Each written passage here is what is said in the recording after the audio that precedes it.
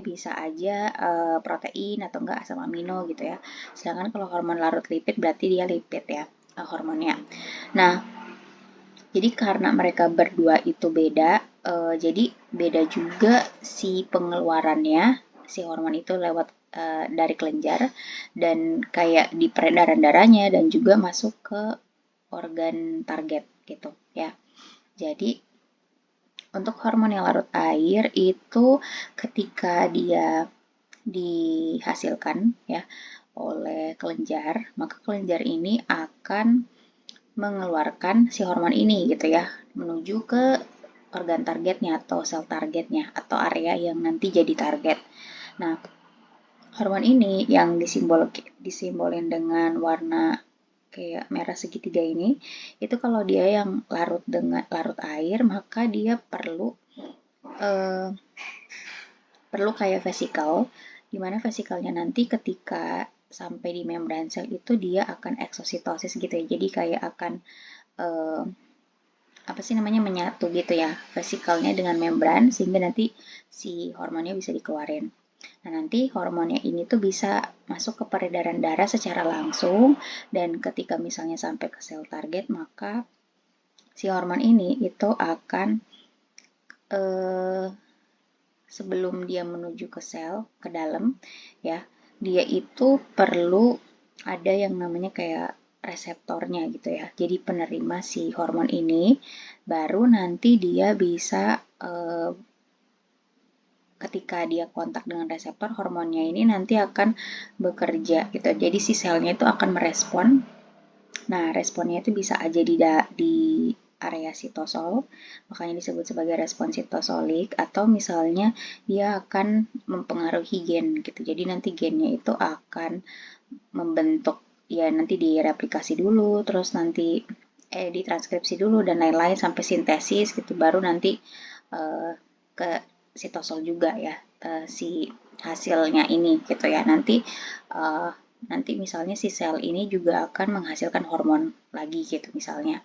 Jadi hormonnya ini tuh adalah bentuk respon dari si sel ini setelah dia dapat hormon yang di awal ini gitu ya. Jadi, nah kenapa dia itu perlu kayak kalau untuk dikeluarkan ya dari sel kelenjar ini itu perlu vesikel, terus ketika dia ke sel target juga dia perlu reseptor gitu, karena dia larut dengan air. Jadi kalau larut air, maka si hormon ini tuh ketika dia mau melewati membran, ini kan dia mau keluar kan harus lewat membran. Nah kalau ini juga ya, ketika dia mau masuk dia kan harus lewat membran juga. Nah, ini tuh kita tahu bahwa membran sel itu kan membran itu pada umumnya kan dia fosfolipid gitu ya. Jadi uh, di area lipidnya itu dia nggak bisa uh, lewat gitu ya. Jadi untuk dia lewat dia harus butuh kayak bantuan dengan vesikel gitu.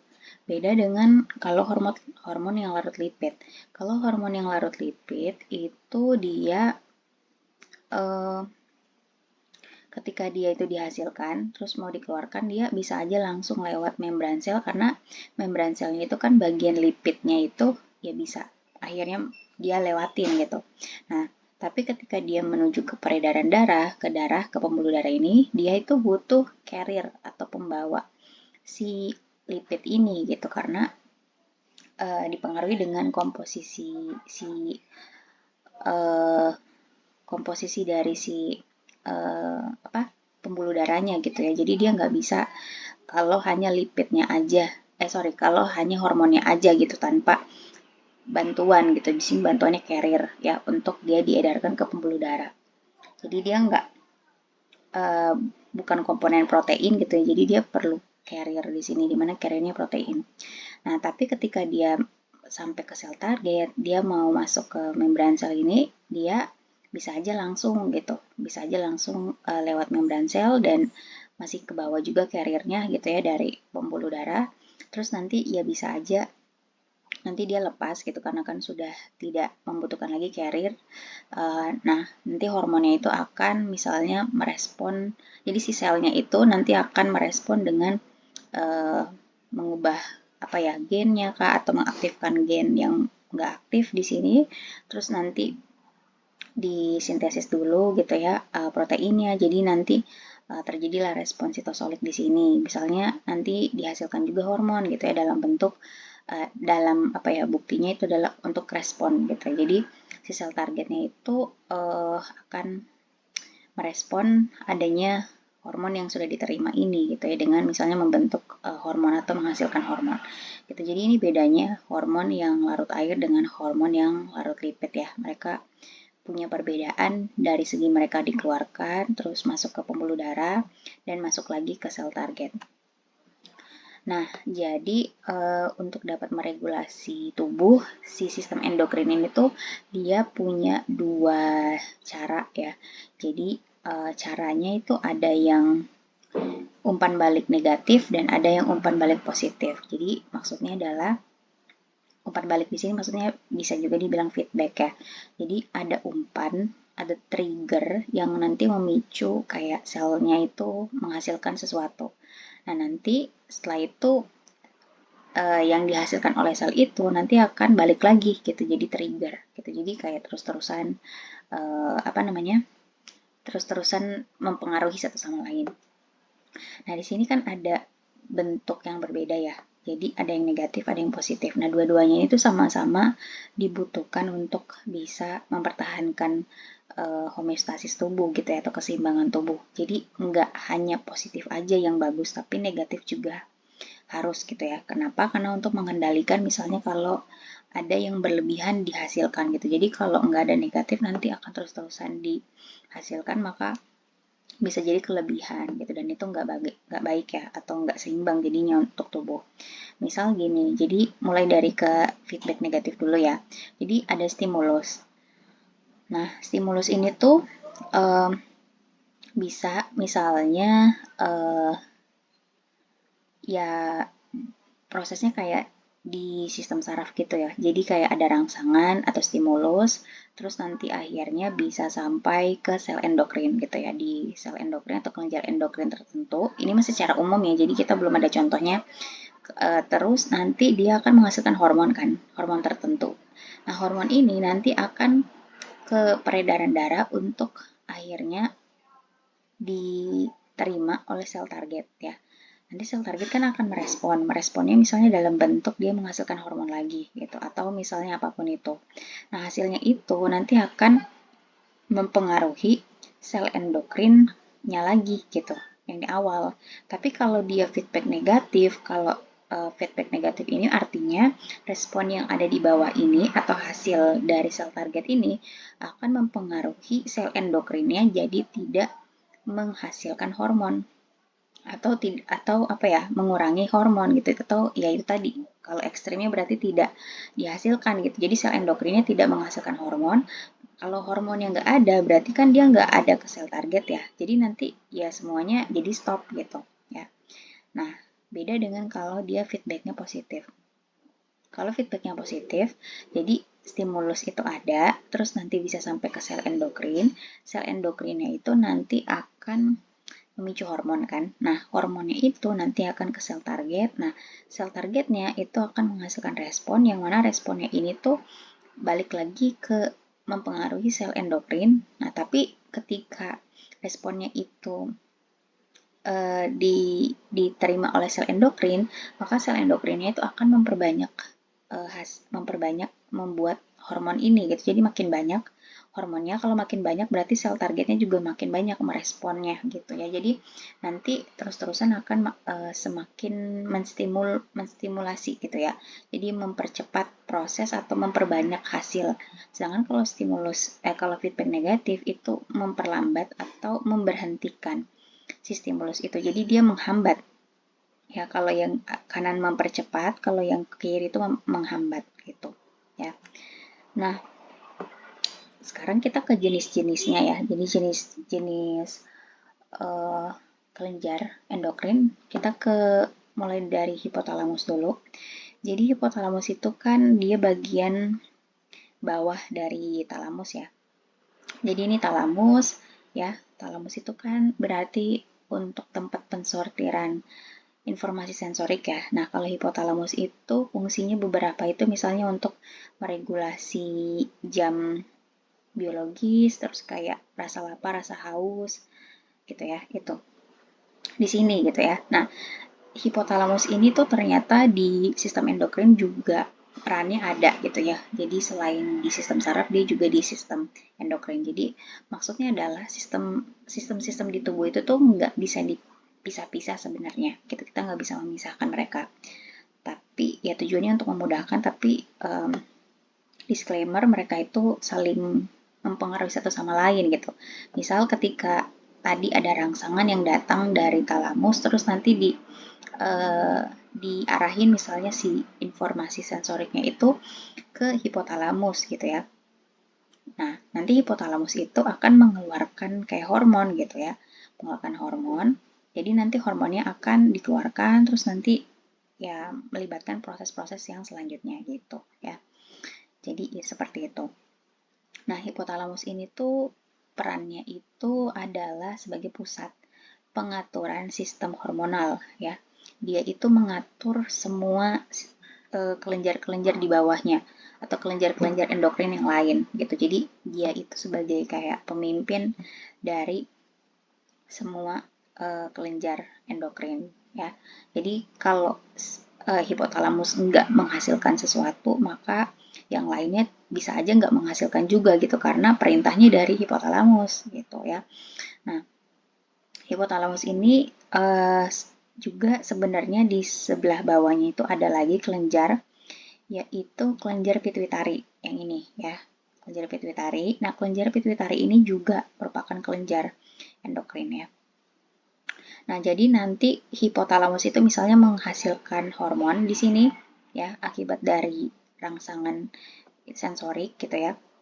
Terus nanti akan mengeluarkan hormon, hormonnya nanti akan di apa ya? Bisa berpindah atau dialirkan ke pituitari.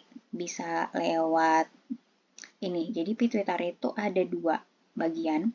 Ada yang bagian depan dan ada yang bagian belakang. Jadi kalau kita lihat ini, otak ini yang bagian sininya itu depannya, ini belakangnya. Ini cerebrum, ini cerebellum ya. Jadi ini bagian depan, berarti pituitari juga kayak gitu. Ini bagian depannya atau anterior. Nah, ini bagian belakang. Nah, jadi kalau diperbesar seperti ini gitu. Jadi ada dua bagian, ada yang depan, ada yang belakang. Nah, bagian depan belakang ini tuh beda-beda cara mereka merespon hormon dari hipotalamus ya. Nah, nanti juga mereka akan menghasilkan hormon yang berbeda juga. Nah, di sini kita bisa lihat bahwa pituitari anterior dan posterior itu dia dihubungkan dengan neuron. Jadi ya mereka itu kelenjar kelenjar endokrin iya, tapi juga masuk ke bagian sistem saraf iya gitu. Jadi makanya nggak asing kalau sel penghubungnya itu adalah neuron ya di sini. Nah, ini neuron, interneuron ya, interneuron yang ada di hipotalamus.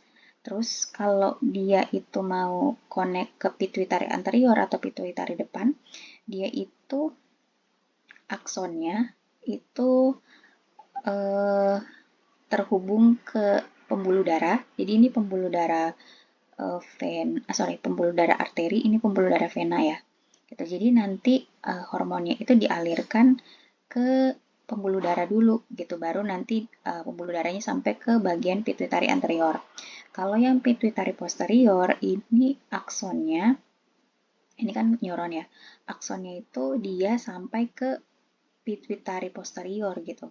Jadi langsung gitu ya, langsung ke bagian pituitarinya gitu. Kalau yang sebelah depan itu dia perantara dulu, ada pembuluh darah gitu ya.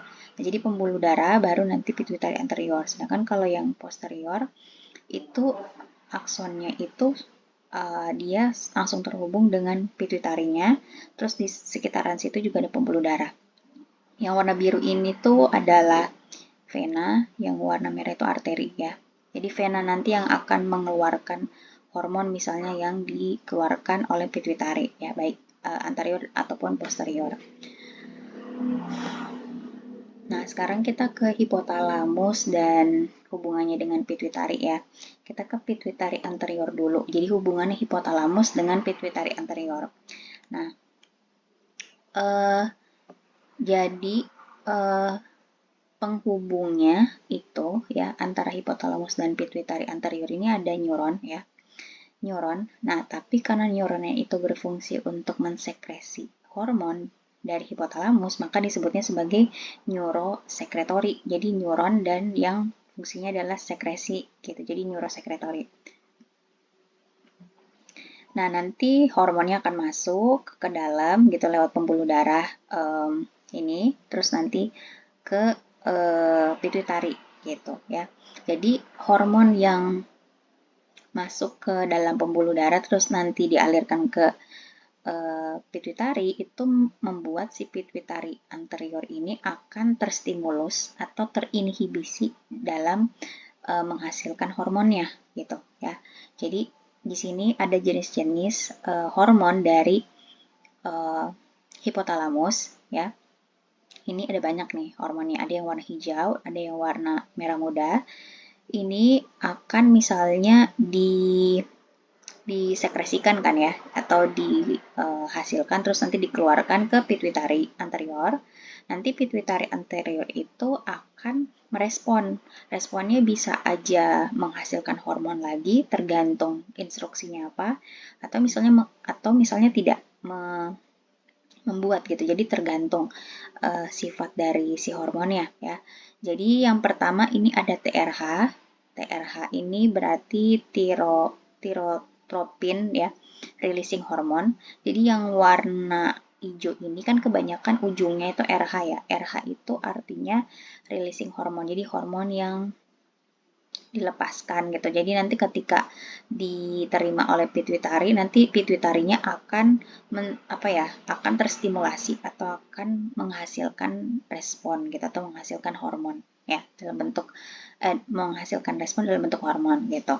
Nah, jadi ini TRH, CRH, GNRH, GHRH, PRH, PRH itu artinya hormon yang sebagian ya fungsinya ya sebenarnya adalah menstimulus gitu atau membuat si pituitari itu menghasilkan hormon. Nah, jadi tadi TRH itu tirotropin releasing hormone. Jadi nanti akan sebenarnya ada hubungannya dengan kelenjar tiroid tapi nanti ya. Jadi tirotropin terus ada CRH. Ini adalah hormon kortikotropin releasing hormone. Terus ada gonadotropin, GNRH, terus ini ada GHRH, itu berarti artinya growth hormone releasing hormone ya. Terus ada prolaktin, P ini prolaktin releasing hormone. Nah, nanti tiap dari mereka ini masing-masing itu akan ketika mencapai pituitari, pituitarinya akan menghasilkan misalnya hormon yang berhubungan kalau TRH gitu ya, yang dikasih ke pituitari, maka pituitari nanti akan menghasilkan hormon yang berhubungan dengan tirotropin juga gitu, tapi mungkin beda, agak sedikit beda namanya gitu. Terus kalau kortikotropin juga gitu, beda lagi. GNRH juga begitu, GHRH juga gitu, PRH juga gitu ya. Nah, ini yang warna hijau ya. Nah, tapi ada juga tadi ya, balik lagi bahwa meregulasi tubuh itu kan bukan hanya menstimulasi ya, tapi ada juga yang menginhibisi atau feedback negatif ya. Nah, jadi ada hormon di hipotalamus yang disekresikan hipotalamus sampai ke pituitari yang sifatnya itu inhibisi atau dia menghambat. Ya, menghambat pituitari agar pituitari itu nggak menghasilkan hormon. Nah, jenisnya itu ada SST, GHIH, dan PIH. Jadi yang warna merah ini kebanyakan kan dia satuannya, ujungnya tuh IH ya. IH itu artinya inhibiting hormone gitu. Jadi ketika tiga ini tuh, atau salah satunya gitu ya, sampai ke pituitari anterior, maka pituitari anterior nanti tidak akan menghasilkan hormon gitu ya. Dia menghambat. Nah, sekarang ke hipotalamus dan hubungannya dengan pituitari posterior. Tadi anterior. Sekarang ke posterior. Nah, Jadi beda ya antara pituitari anterior dan posterior. Jadi bedanya kan tadi adalah si neurosekresinya itu, sekretorinya itu, dia ujung aksonnya sampai ke pituitari gitu ya. Sehingga nanti ketika dilepaskan si hormon hipotalamus ke posterior, maka si pituitarinya tuh enggak menghasilkan hormon, enggak gitu ya. Tapi dia itu akan menyimpan hormon dari hipotalamus atau meneruskan kembali gitu ya si hormon itu sampai ke target yang di kelenjar yang lain gitu. Jadi dia hanya kayak tempat singgah atau tempat simpan. Jadi si pituitarinya tuh nggak menghasilkan apapun hormon di sini ya. Nah, jenis hormon hipotalamus yang dia itu ke pituitari posterior itu ada yang jenisnya ADH ya, kemudian ADH atau vasopresin, kemudian ada oksitosin gitu. Nah, ketika dua ini itu sampai ke pituitari, maka dia itu bisa disimpan di pituitari atau kan di sini ada pembuluh darah nih ya. Pembuluh darahnya nanti itu akan mengalirkan si kedua hormon ini menuju sel target keluar gitu lewat vena gitu ya. Jadi beda ya antara fungsi dari anterior pituitari dan posterior pituitari.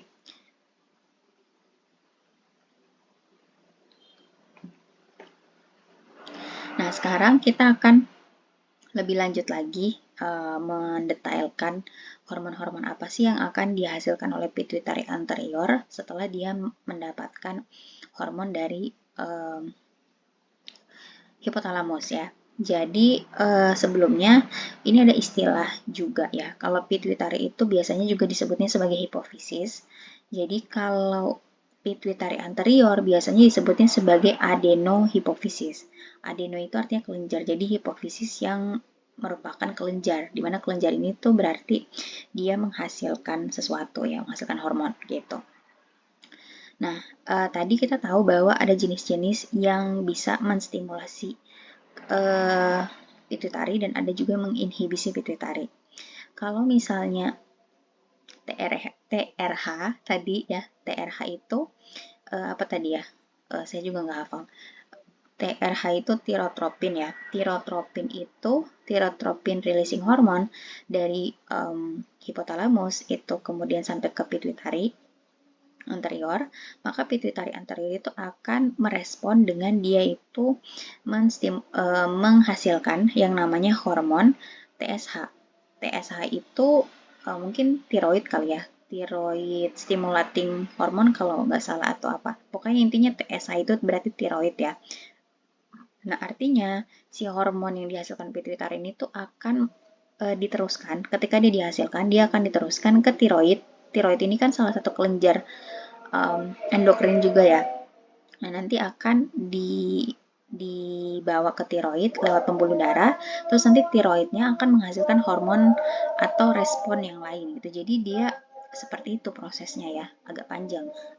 Nah, kayak gitu. Nah, terus yang bagian ini CRH. CRH itu tadi kortikotropin ya. Kortikotropin ini ketika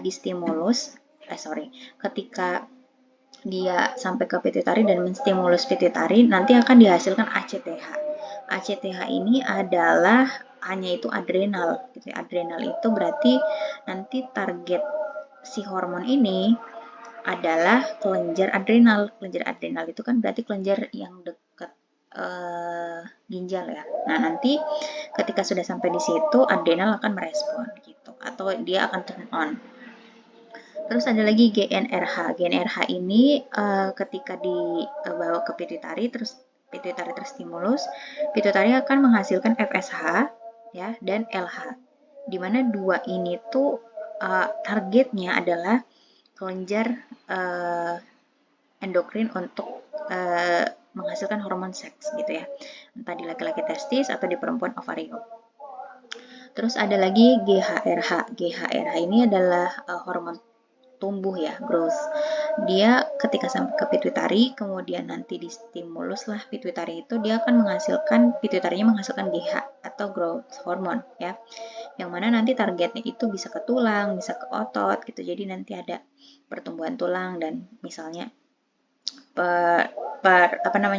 penguatan otot gitu ya. Jadi nanti mungkin tulang dan ototnya akan merespon juga. Terus yang terakhir itu PRH ya, PRH itu prolaktin tadi, kemudian sampai ke pituitari, terus nanti menstimulasi prolaktin ya, hormon prolaktin, dan nanti akan targetnya itu ke kelenjar susu, sehingga nanti kelenjar susunya akan misalnya merespon produksi susu yang banyak gitu atau bagaimana gitu. Jadi nanti targetnya ke sini gitu ya. Jadi nanti ini tadi singkatan-singkatannya TSH tadi, thyroid stimulating hormone ini. Jadi dia akan menstimulasi tiroid ya. Jadi dia akan membuat tiroid itu akan mempercepat kerjanya gitu. Jadi dia akan merespon misalnya lebih banyak hasil yang dihasilkan tiroid. Terus ACTH itu adrenocorticotropik ya. Jadi dia hormon yang ada di targetnya itu tadi adrenal ya. Terus ada FSH tadi hormon yang menstimulasi folikel ya. Terus LH luteinizing hormone. Jadi dua ini, FSH dan LH ini nanti targetnya adalah baik testis ataupun ovarium. GH tadi growth hormone ya. Gitu. Nah, sekarang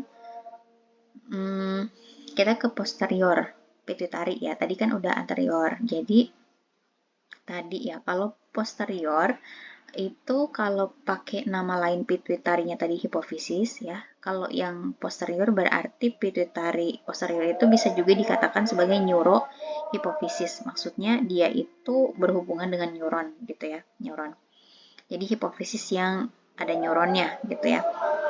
Nah, jadi hormon dari hipotalamus, ADH dan oksitosin ini itu sampai di neurohipofisis itu bisa disimpan ya.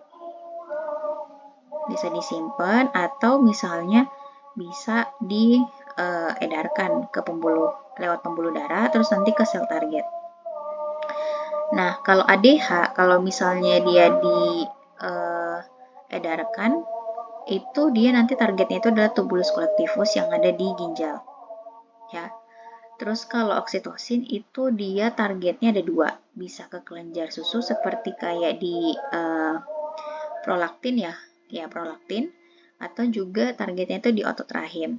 Ya, jadi nanti kalau di kelenjar susu berarti dia akan misalnya membantu produksi susu. Kalau yang ke otot rahim misalnya untuk menguatkan rahim ya, biar misalnya proses proses melahirkan ibu itu bisa lancar gitu. Jadi di sini memang untuk identik, kalau oksitosin itu identik untuk ibu yang mengandung melahirkan gitu ya, karena ada hubungannya dengan fungsi untuk produksi susu dan pengeluaran bayi dari rahim ya gitu. Nah, kita ke kelainan ya. Jadi si hormon-hormon itu kan sebenarnya bisa mengatur fungsi tubuh kita ya. Kapan dia itu diperbanyak hormonnya sehingga nanti bisa misalnya mempercepat fungsi. Tapi kalau misalnya fungsi itu terus-terusan dipercepat kan itu tidak seimbang kan. Perlu regulasi negatifnya atau feedback negatifnya gitu. Jadi mereka di dalam tubuh itu tahu kapan bisa dipakai feedback positif, kapan dipakai feedback negatif. Nah, tapi di sini untuk case kelainan berarti ada regulasi yang tidak normal, yang harusnya itu tidak terjadi. Sehingga kalau terjadi kelainan, misalnya di sini untuk kelainan pertumbuhan ya. Jadi kalau kelainan pertumbuhan berarti kan ada pengaruhnya dengan hormon pertumbuhan ya. Jadi human growth hormone atau HGH. Jadi entah dia kekurangan ataupun kelebihan, maka akan membuat pertumbuhan orang itu bisa terhambat ataupun malah berlebihan, dan itu nggak baik ya. Jadi untuk sekarang itu mungkin kelainan untuk hormon pertumbuhan dulu ya. Jadi untuk kekurangannya Nah, hormon pertumbuhan ini tuh bisa aja konsentrasinya tuh berkurang ketika dia masih anak-anak ya. Jadi bisa dari dia dini gitu ya. Nah, ketika masih kecil, masih anak-anak, kalau dia kekurangan hormon growth ini, maka anak ini akan mengalami gejala dwarfisme atau gejala di mana anak ini tuh menampilkan tubuh yang kerdil atau tubuh seperti apa ya, kurcaci gitu ya, makanya disebutnya dwarf gitu. Jadi kecil, kerdil. Jadi karena pertumbuhannya terhambat, karena ya kekurangan hormon tumbuh gitu. Jadi dia pertumbuhannya terhambat, terus akhirnya bakal punya postur yang pendek ya.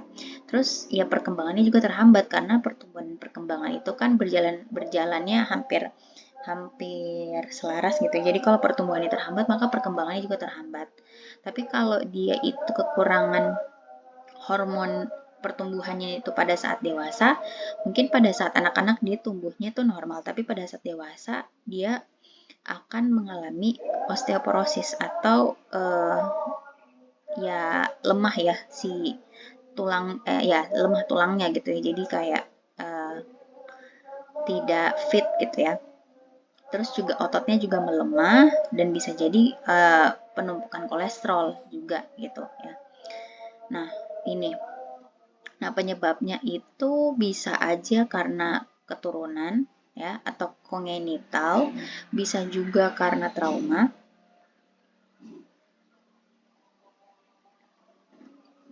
Infeksi atau radiasi sehingga nanti hormon pertumbuhannya itu tidak dihasilkan banyak.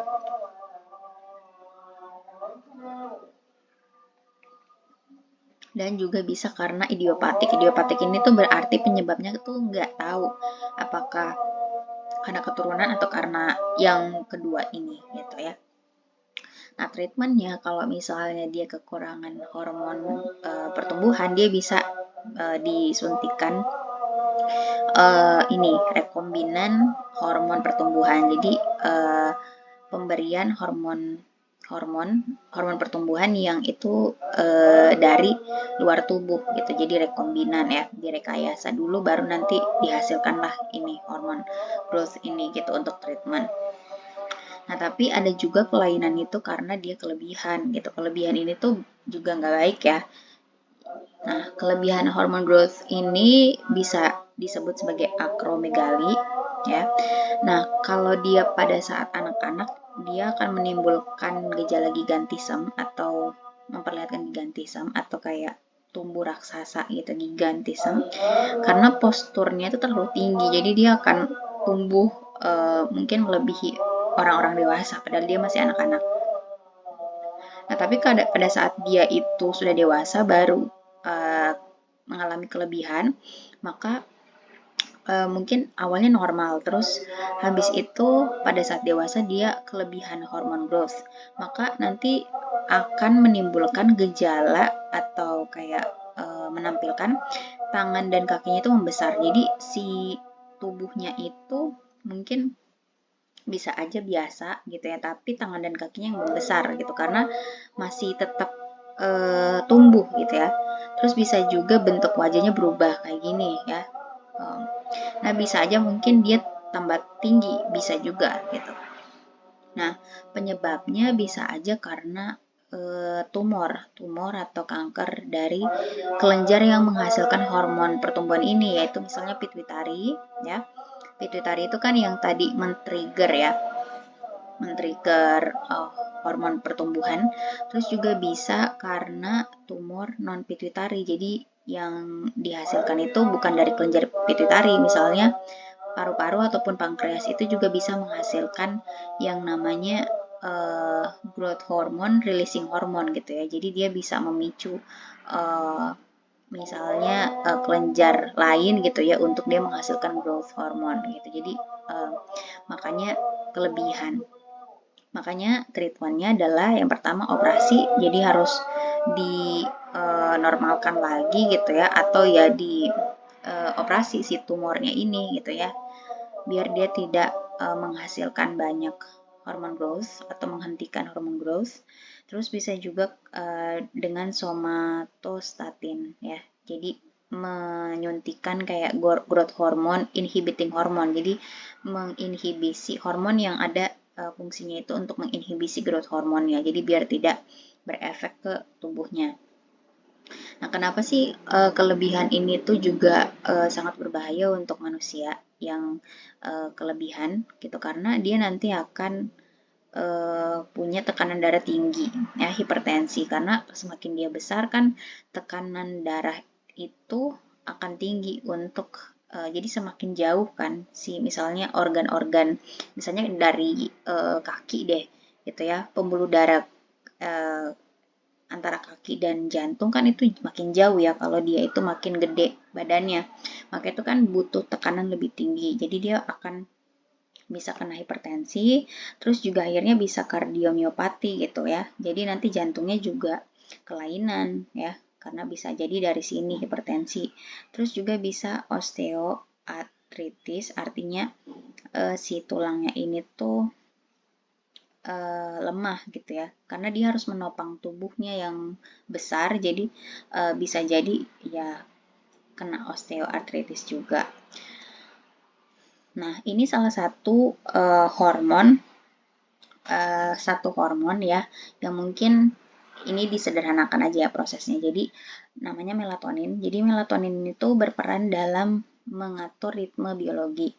Jadi jam biologi seseorang. Jadi normalnya kan ketika pagi hari dia beraktivitas gitu ya, jam tubuhnya seseorang itu beraktivitas, dia nggak tidur, nggak ngantuk gitu ya, dia produktif, tapi nanti dari sore ke malam dia sudah mulai istirahat gitu, jadi tidur. Jadi ini adalah jam biologis yang sebenarnya diatur oleh melatonin. Nah, melatonin itu dihasilkan di mana? Jadi kita lihat dulu di sini ya. Jadi ketika sudah gelap misalnya, sudah sore menjelang maghrib gitu ya, mata kita itu kan akan menangkap cahaya itu ya.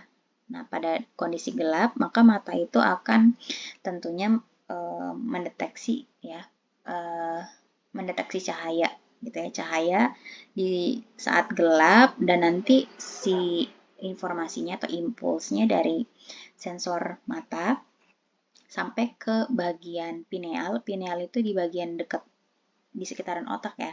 Dia kelenjar kelenjar endokrin juga. Nah, pineal ini nanti akan merespon dengan membentuk melatonin. Jadi hormon melatonin ini tuh ternyata ya disebabkan karena si kelenjar pineal ini tuh dapat informasi dari fungsi sistem saraf ini gitu ya. Jadi mereka berhubungan tuh sistem saraf dan sistem endokrin.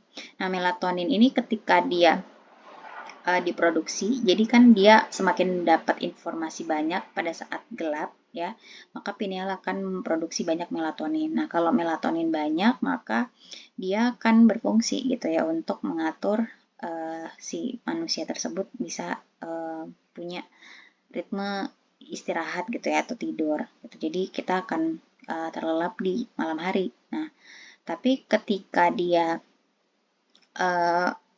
terdeteksi lingkungan itu terang, maka tidak ada tuh informasi yang ke pineal, sehingga pinealnya nanti kan nggak akan menghasilkan melatonin ya. Jadi kalau nggak menghasilkan melatonin, maka kita terjaga gitu ya di pagi sampai si sore hari ini gitu ya.